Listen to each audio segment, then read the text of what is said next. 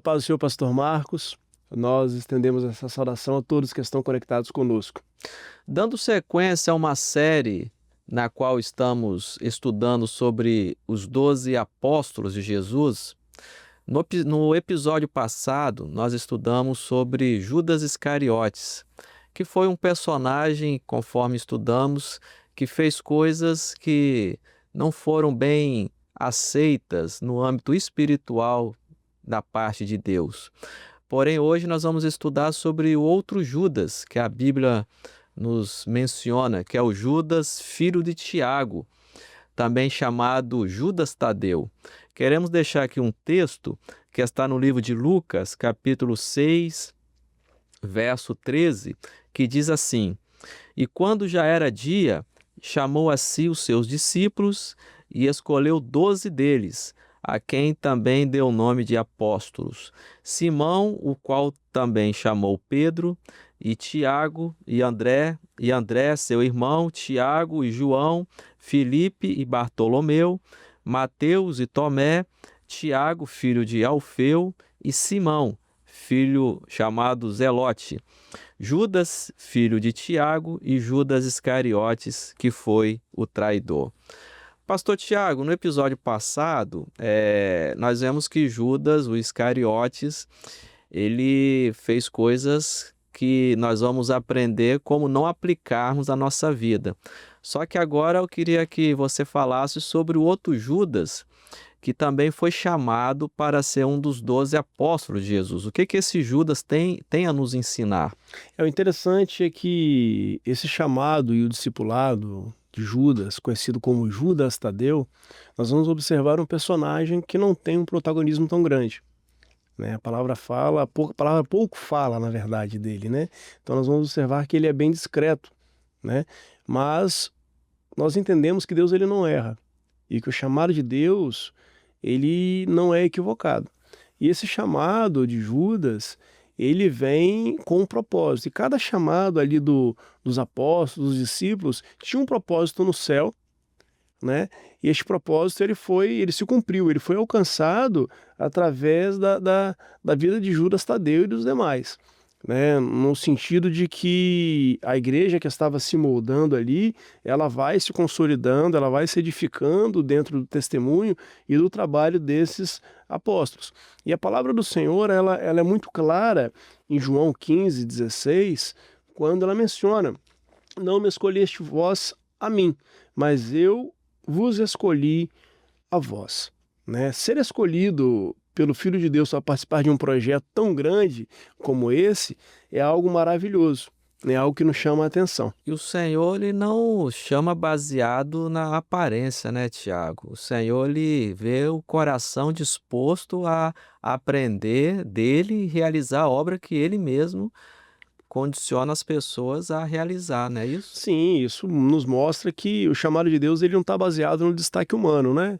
Ele não está baseado na eloquência da pessoa, no conhecimento, naquilo que o homem pode tocar, aquilo que é palpável, mas dentro de um projeto profético que o Senhor estabelece, né? Com relação à fidelidade, com relação à sinceridade, com relação à entrega total, né? A comunhão com o Espírito.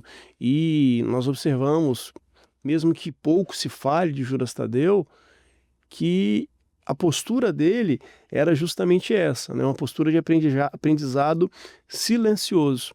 Né? Ele aprendia pelo ouvir, mais pelo ouvir do que pelo falar. Né? Então ele caminhou com o Senhor Jesus, como já mencionado aqui em outras ocasiões, falando dos outros apóstolos. Né? Ele viu milagres, ele sentou para ouvir as parábolas, né? Ele viveu experiências que moldaram o seu coração e, em conjunto, moldaram também o coração daquela igreja que ora nascia ali através desse ministério do Senhor Jesus. E Jesus, quando vai ensinar Judas, ele menciona lá em João capítulo 14 o seguinte: aquele que tem os meus mandamentos e os guarda, esse é o que me ama, e aquele que me ama será amado de meu Pai, e eu o amarei e me manifestarei a ele. O interessante, nós vamos voltar novamente na palavra, né? Lucas capítulo 9, verso 23 diz assim: se alguém quer vir após mim, negue-se a si mesmo e tome cada dia a sua cruz. né? Amar Jesus é se negar. A palavra ela se complementa, né? Ela não é vazia. Então ela tem um projeto e um propósito, né? A gente costuma dizer que a palavra de Deus ela é inequívoca e inerrante, né? E vivemos isso. Então nós vamos observar que para seguir a Jesus, que para viver o amor do Senhor Jesus, o homem ele tem que de fato negar a si mesmo, negar a sua razão, negar as suas inclinações, as suas paixões, não querer buscar protagonismo, né, aparecer, mas conforme mencionamos aqui, aprender pelo ouvir, aprender pelo testemunho, né, pelo observar, né, e colocar em prática tudo isso no momento em que for oportunizado. E Judas Tadeu aprendeu, e nós também aprendemos, que o amor a Deus não é simplesmente algo expressado pelos lábios, mas o verdadeiro amor é o cumprimento daquilo que o Espírito Santo está revelando para que possamos praticar cada dia. Lá em 1 João, capítulo 2, verso 4, a palavra nos fala que se nós dissermos que conhecemos a Deus e não guardamos os seus mandamentos, nós somos mentirosos e a verdade ela não está em nós. Então, se eu verdadeiramente amo a Deus, isso tem que ser agora externado através do cumprimento daquilo que está na palavra, não é isso? E na prática, o verdadeiro discípulo é aquele que permanece mesmo quando não é visto, né? Permanece pelo amor, permanece pelo cumprimento da palavra, permanece negando a si próprio. E esse processo ele é contínuo, né? Diário, né? Todos os dias nós temos que negar o nosso eu, a nossa razão, as nossas vontades para praticarmos, vivermos verdadeiramente aquilo que está na palavra, né?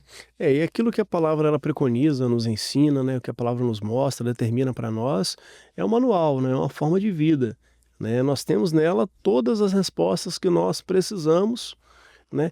E que falam diretamente com a nossa alma, né? Então, a palavra, a doutrina, ela emana da palavra, né? Então, nós precisamos vivê-la, né? Vivê-la diariamente. Como você bem coloca, faz parte do processo viver isso. Interessante, pastor Tiago, que a palavra nos fala que se alguém me ama, guardará a minha palavra e o meu Pai o amará e viremos para ele e faremos nele morada. E nós sabemos que o nosso corpo, ele é templo do Espírito Santo.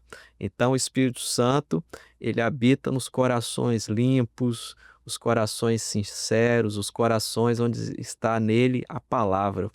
Lembrei-me da experiência do salmista: escondi a tua palavra no meu coração para eu não pecar contra ti.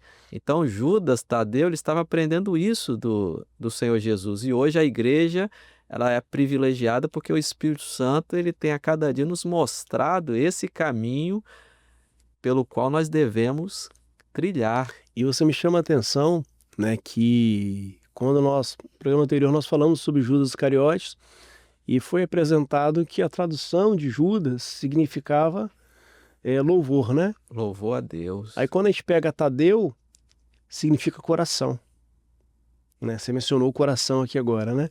Então, logo nós vemos um coração que louva, um coração que externa a sua sinceridade ao Senhor, né?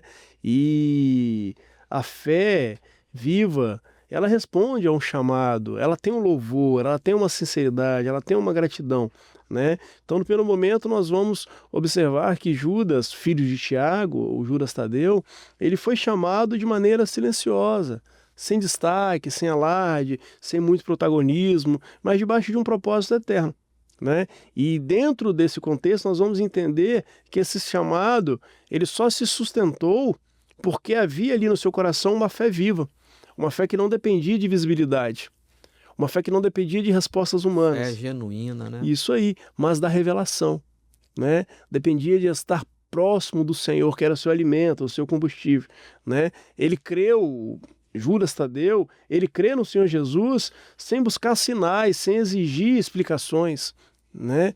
Sem exigir alguma coisa em troca. Ele creu porque o Espírito Santo ele testificava em seu coração.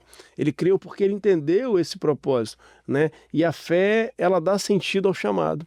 ela dá sentido a tudo isso, porque a fé ela permanece, ela faz permanecer, ela permanece quando todos os outros se despeçam. A fé ela não precisa ser vista, ninguém precisa ver a sua fé, né? Mas é o que o céu reconhece, porque o céu ele vê. Interessante essa colocação que você fez sobre a expressão Judas Tadeu, o coração que louva a Deus, né? Então, o verdadeiro coração que louva a Deus é aquele que está envolvido com a palavra, porque a boca fala daquilo que está cheio o coração. Então, quando nós cantamos que em nossos lábios há sempre um louvor a Deus, é porque nós estamos vivendo a experiência de termos a nossa vida transformada pela palavra, a nossa vida transformada por Jesus. Então, o louvor é a expressão de uma alma remida, uma alma que foi transformada pelo poder da palavra de Deus. E seu discipulado ele viveu, podemos dizer, né, o louvor como uma forma de vida, né? Porque ele não aparece, como já mencionamos, né, fazendo grandes declarações em momentos importantes, mas o seu nome, a sua presença, elas são constantes, ou seja, havia constância.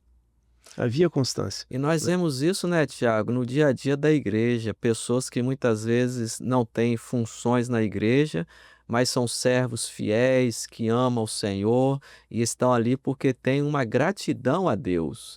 Então, a nossa experiência é justamente com Jesus que mudou a nossa vida. Não é porque certas pessoas não têm funções na igreja que são menores do que as outras. Deus, ele trata o homem de igual maneira, né? Esse louvor, essa adoração, essa gratidão, ela é constante justamente por isso, né?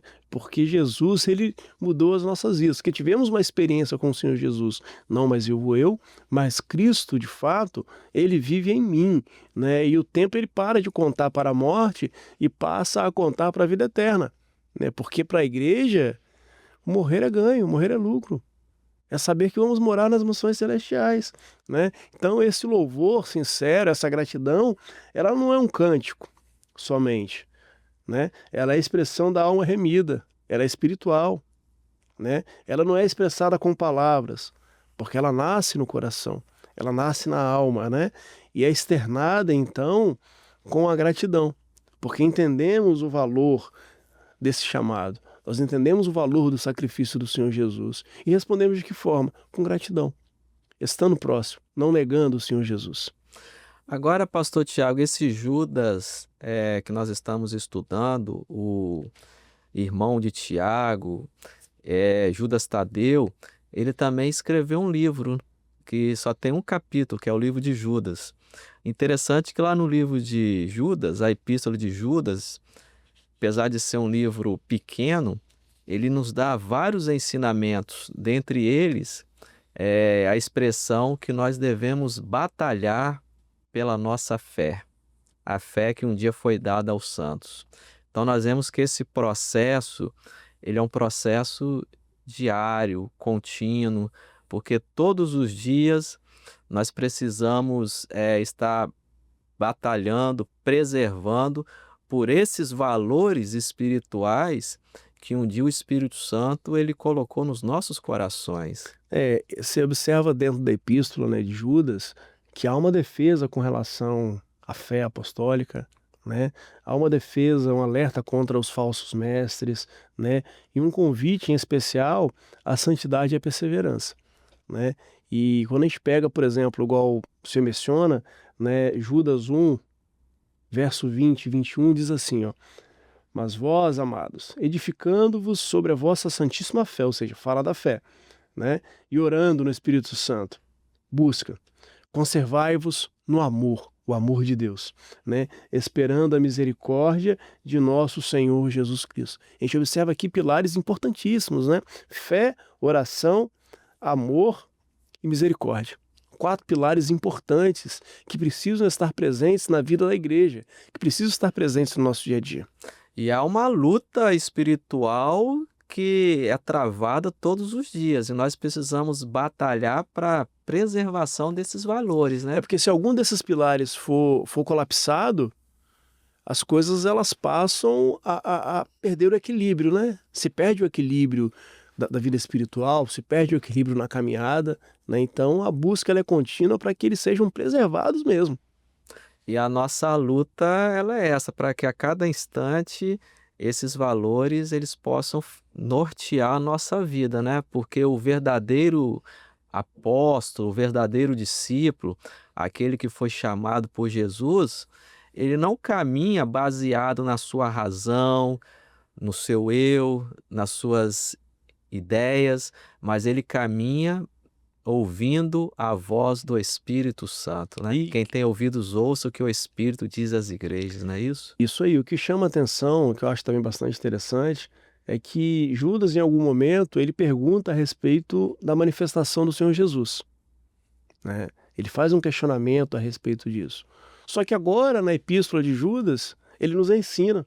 Ele nos ensina sobre a verdadeira maturidade e os principais pilares da nossa caminhada, né? Então isso mostra uma comunhão com o Espírito Santo e um crescimento espiritual, alcançando de fato aquilo que é o propósito e o projeto de Deus para a vida dele. E como que foi, pastor Tiago, o final do ministério de Judas? Porque o Judas Iscariotes que nós estudamos no episódio passado, o final dele foi trágico, não foi isso? Agora, esse Judas Tadeu, esse Judas irmão de Tiago, como que foi o final do ministério dele com o Senhor Jesus? O interessante é que quando nós meditamos sobre a vida de Judas, né, o filho de Tiago, interessante, né, conhecido como Tadeu ou Lebeu, né? Era conhecido com essas duas variações também. São várias colocações apresentadas para diferir daquele Judas que não agradou Jesus. Justamente, para fazer uma diferença, né? Deixar muito claro quem é quem e qual é o seu papel dentro do colégio apostólico, né? Então nós vamos encontrar algo profundo, né? Porque por inferência, a história, historiadores, né, dizem, defendem que Judas ele foi martirizado na Pérsia, né, juntamente com o apóstolo Simão, o Zelote, né? Ambos foram mortos por proclamarem a fé em Cristo Jesus, o Filho de Deus. Eles não se prostraram diante daquilo que lhes era imposto, né? E a Pérsia, naquela ocasião, era uma terra dominada por idolatria, resistência ao evangelho, né? Mas eles não se curvaram diante daquilo que estava ali preso, estava ali sendo vivido pelos persas, né? Algumas pessoas, alguns historiadores dizem que Judas ele morreu através de golpes de bastão, né? Símbolo de uma resistência de testemunho, de fé, um servo que não nega ao Senhor, né? A palavra do Senhor em Mateus, capítulo 5, verso 10 diz assim: Bem-aventurados que sofrem perseguição por causa da justiça, porque deles é o reino dos céus, né? E vamos observar que esses mártires, ou esses que morreram em nome da palavra, por não negar ao Senhor, a palavra ela se cumpriu na vida deles, né? Bem-aventurados, foram bem-aventurados, né? E a igreja ela é bem-aventurada. Ela não se curva diante da idolatria deste mundo, ela não se curva diante das exigências que o mundo impõe, mas ela segue firme porque ela conhece o seu propósito, ela conhece quem ela serve e ela conhece o seu destino, que é a Nova Jerusalém. Interessante que na ascensão do Senhor Jesus ali no livro de Atos, Judas Tadeu, ou Judas irmão de Tiago, ele estava entre os 12 presentes. Eles estavam ali em oração, na comunhão. Então nós vemos ali o posicionamento de Judas sempre vivendo em comunhão com Jesus, com seus apóstolos. Nós vemos com isso que o amor genuíno por Jesus conduz à revelação ao Pai. E a obediência a Deus, ela gera intimidade com Deus. Enquanto muitos estão trocando aquilo que é espiritual pelos valores materiais, nós vemos com o que nós estamos estudando aqui que a preocupação de Judas era estar próximo de Jesus, né? Era estar mantendo intimidade com ele, guardando aquilo que era o ensino de Jesus para a vida deles. O maior tesouro está na coroa da vida, né? Apocalipse 2:10, né? E a palavra ela complementa, dentro desse capítulo e esse verso, né? Ser fiel até a morte e dar-te-ei a coroa da vida, né? Ou seja, o resultado da fidelidade é a coroa da vida, né? É a coroa da vida. Então, esses apóstolos, né, que estão nessa série agora, eles conseguiram compreender isso, né? Eles conseguiram entender isso. É lógico, existem variações, né? Igual nós falamos no episódio passado a respeito de Judas Iscariote, que tomou uma decisão que não foi a melhor, que trouxe consequências, né? Trouxe uma tragédia para a sua vida, mas em linhas gerais, compreender que ser fiel ao Senhor gera resultado, gera essa coroa da vida, né? Nos dá a condição de lá na frente dizer, né? Conforme Timóteo menciona, combati um bom combate, acabei a carreira e guardei a fé, né? Poder dizer isso é de fato maravilhoso. E quando nos fala também de guardarmos os mandamentos, nós vemos a importância de estarmos guardando, vivendo a doutrina.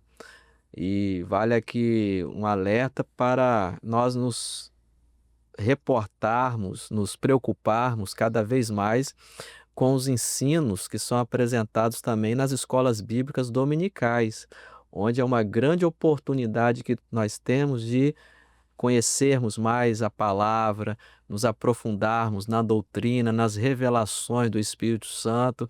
A escola bíblica é uma grande oportunidade de nós crescermos justamente no conhecimento dos mandamentos, da palavra, da doutrina, não é isso, pastor Tiago? Isso aí.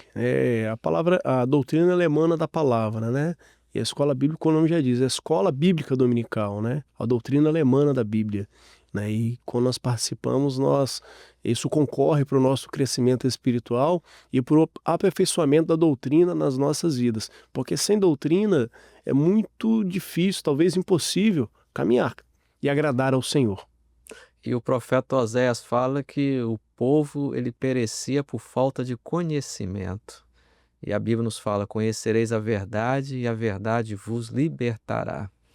Amém, meus amados? Esse é o nosso programa, Personagens Bíblicos. Estamos aqui finalizando mais um episódio. Queremos desejar a todos a paz do Senhor Jesus.